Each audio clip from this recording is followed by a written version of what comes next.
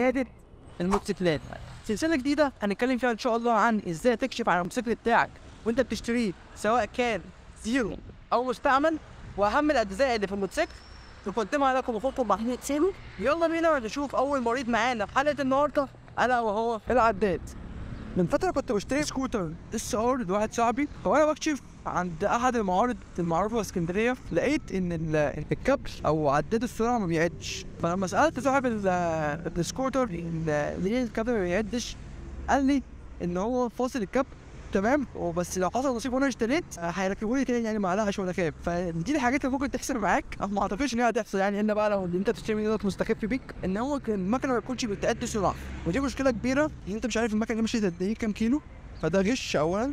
ثانيا تبقى مش عارف تغيير الزيت المكنه بيغير الزيت كل قد ايه، لان اللي بيبقى معتمد على العداد بيبقى معتمد فيه كمان على تغيير الزيت، ان انا عارف ان هنا في رقم، الرقم دوت بغير بيه زيت وبصفره وهكذا. برضه من الحاجات المهمه في العداد الRPM، ان انت بتبقى عارف الRPM. لو في ناس مثلا معتوده على RPM ان هي في نقل الغيارات، عارف لما اوصل مثلا 4 RPM ما ادي غيار تاني وهكذا وهكذا وهكذا.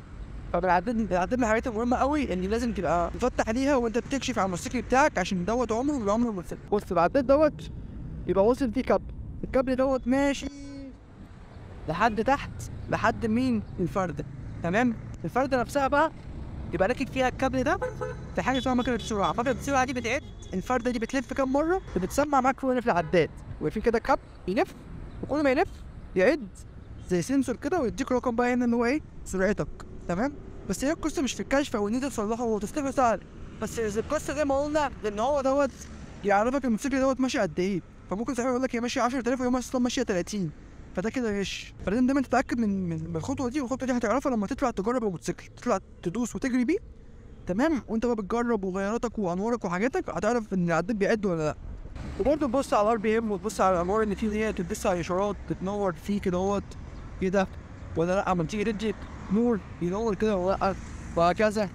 وبما ان احنا بقى اتكلمنا على النور، فانا الحلقه الجايه هيبقى على النور. تفتكروا انه احسن بالنسبه للنور او اللمبه اللي قدام؟ اللمبه LED زي اللي راكبه ديت، ولا اللمبه الستوك بتاعت الموتوسيكل؟ اللي عارف اكتب تحت في الكومنتات، واللي مش عارف يستنى الحلقه الجايه نتكلم فيها شويه عن الموضوع دوت. وبس كده، ما تنساش يا صاحبي تعمل فرصه نشوف كل جديد، وما تنساش ان التجاره المختص شيء لابد منه عشان تبقى ضامن ان انت بتحط فلوسك في البايك الصح. ودي كانت حلقه النهارده من عياده الموتوسيكلات.